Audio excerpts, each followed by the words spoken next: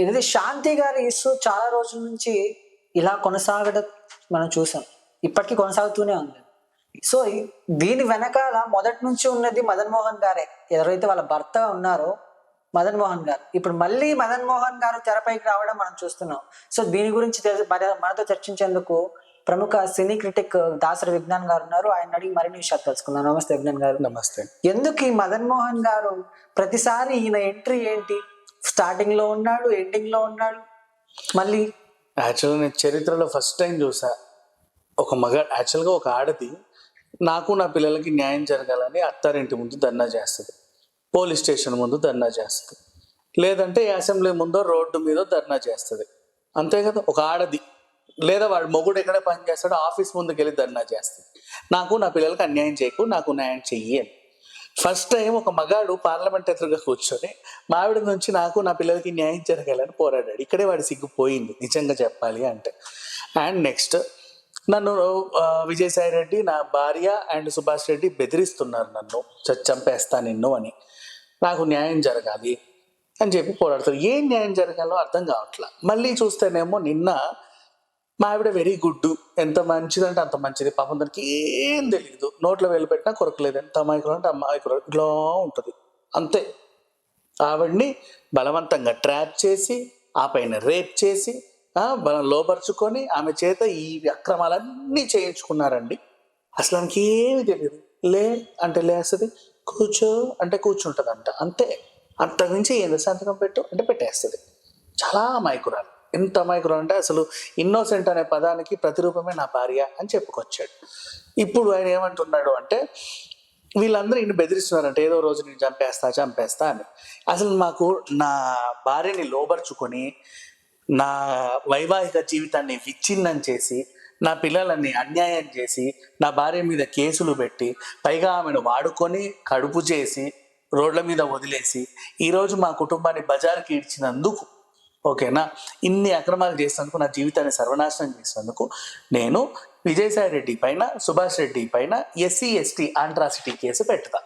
వాళ్ళు ఉండేది తాడేపల్లిగూడెం ఆ పరిధిలోకే వస్తుంది కాబట్టి ఆ పోలీస్ స్టేషన్లో ఇమీడియట్లీ ఇప్పుడే జస్ట్ నేను అన్నాను లేదా వెంటనే అక్కడ వీళ్ళ మీద SC ST ఆంట్రాసిటీ కేసు బుక్ చేయాలి. ఇది బుక్ చేయాలని నేను రాష్ట్రపతిని, ఉపరాష్ట్రపతిని, ఇంకా సభాపతిని అందరినీ అడగడానికి అనేసి వచ్చాను. అందరికీ లేఖలు రాస్తున్నాను. ఇది ఇమీడియట్గా జరగాలని ఇతని ఆవేదన. నెక్స్ట్ అతని భార్య ఏమో వాళ్ళ చెర నుంచి విడిపించాలి, ఆమె వాళ్ళ మాయలో పడిపోయింది, ఈమెకి అసాంఘిక శక్తులతోని బ్యూరోక్రాట్లతోని అందరితోని పెద్ద ఎత్తున సంబంధాలు ఉన్నాయి. వాళ్ళందరితో ఏం చేస్తుందో, ఎప్పుడు ఏం చేస్తుందో నాకు చాలా భయం వేస్తుంది. నన్ను, నా పిల్లల్ని కాపాడండి ఆవిడ దగ్గర నుంచి. పైగా ఆవిడ్ని కూడా వాళ్ళ మాయలో నుంచి తీసేసి నాకు అప్పచెప్పండి, మేము సంతోషంగానే ఉంటాం, మాకంటూ ఒక అండర్స్టాండింగ్ ఉంది. ఇది ఈయన చెప్పుకొచ్చింది. ఇప్పటివరకు ఈ కథ అంతా చూస్తూ ఉంటే ఎంత నీచంగా ఉందంటే చరిత్రలో ఇంత నీచమైన కథ ఇంకోటి ఉండదేమో అనిపిస్తుంది. అండ్ నెక్స్ట్ వీడి వల్ల జరిగిన మంచి ఏంటంటే మా అమ్మగారు చేసిన అక్రమాలన్నీ కూడా బయటపడ్డాయి. సంతోషం, మహాప్రసాదం. ఇప్పుడు ఈడీ అవన్నీ అటాచ్ చేసి ఏ ఆలయాలు ఎంతెంత పోయిందో అన్నీ కూడా జత చేసుకొని లెక్కలు రాసుకొని ఈమె మీద కేసు పెట్టాలి. కేసు పెట్టాలన్నా సరే మళ్ళీ ఇంకొక తలకాయ నొప్పి. పలానా శాంతి అక్రమాలు చేసింది, శాంతి వైఫ్ ఆఫ్ మదన్ మోహన్, కాదు మొన్న ఏమో పేరు చెప్పింది, శాంతి మీ ఆయన ఎవరు అని అడిగారు. అంటే అది మదన్ మోహనే కదా, ఉత్తరం నువ్వు పని చేసేటప్పుడు మదన్ మోహన్ అని రాశావు. ఇక్కడేమో మొన్న టీవీకి ఎక్కి ఆయన పేరు చెప్పారు, సుభాష్ రెడ్డి అనే పేరు చెప్పారు. ఇప్పుడు అట్లా రాయలేము. మీ ఇద్దరికి విడాకులు అయ్యాయా, ఇప్పుడు ప్రజెంట్ నీతో ఎవరు ఉంటున్నారు ఒకసారి చెప్పవా అని అడిగారు వాళ్ళు రాసుకోవడానికి. ఈవిడ దానికి ఆన్సర్ ఇవ్వాల. నెక్స్ట్ విజయసాయి రెడ్డి కదా పిల్లలు కన్నావా అంటే లేదు. ఇప్పుడు ఈయన డిమాండ్ ఏంటి మదన్ మోహన్ది, ఆ బిడ్డకి DNA టెస్ట్ చేసి వాళ్ళ ముగ్గురికి DNA టెస్ట్ చేసి ఎవరి DNAనో నాకు చెప్పాలి అని. సరే చేసావు, అంతా బాగానే ఉంది. ఈ ముగ్గురు DNAలు కాక ఇంకేమైనా కొత్త DNA వస్తే ఏం చేస్తాం? వాళ్ళ బర్త్డే అయి ఉండొచ్చు కదా. ముగ్గురికి కూడా నెగిటివ్ వస్తే ఏం చేస్తాం? 4వ వ్యక్తి ఎవడని ఎత్తుకుతాం, అంతేగా. సో ఇట్లా ఉంది ప్రజెంట్ ఇలా సిచ్యువేషన్. సరే ఏదేమైనప్పటికీ శాంతి కేసు అయితే ఇప్పట్లో కొలిక్కొచ్చే అవకాశమే లేదు. అండ్ పోనీ దీని రంకు భాగవతాలు కొలిక్కొచ్చి వీళ్ళిద్దరు కలిసి ఉన్నా సరే ఇవి చేసిన అక్రమ భాగవతాలు ఉన్నాయి కదా, అది మాత్రం సాగుతానే ఉంటాయి. దాంట్లో మాత్రం ఎలాంటి అతిశయోక్తి లేదు. అండ్ 100% శాంతి నేరం చేసింది, తను నిందితురాలు, దేవాదాయ శాఖ భూముల్ని ఆస్తుల్ని కబ్జా చేసింది. అండ్ ఇక్కడ మీకు తెలియని ఇంకో విషయం ఏంటంటే ఈమె ఏం చేసింది, అసలు వీడు ఎందుకు ఇలా మారాడు, ఓవరాల్గా ఒక డేలో మా ఆయన చాలా మంచోడు అని ఈవిడ అనడం, మా ఆవిడ చాలా మంచిది అని ఇతను అనడం ఎందుకు జరిగిందంటే శాంతి లా చేసింది కదా, లా చదివింది, ఆ పరిచయం ఉన్న మంచి మంచి లాయర్లు ఉన్నారు ఇప్పటికీ, ఫ్రెండ్స్ బాగా నమ్మకమైన వాళ్ళతో కలిసి ఏం చేస్తారు, ఎలాగైనా శాంతి దేవాదాయ శాఖ కేసులో విజయసాయి రెడ్డి A1 అయితే, సుభాష్ రెడ్డి A2 అయితే, ఆ దేవాదాయ శాఖ మంత్రులు ఇంకెవరన్నా అధికారులు ఉంటే A3 A4 అయితే, నువ్వు కూడా A5 6 అవుతావు, నేను కూడా అరెస్ట్ చేస్తారు, అది ఖచ్చితంగా చేస్తారు.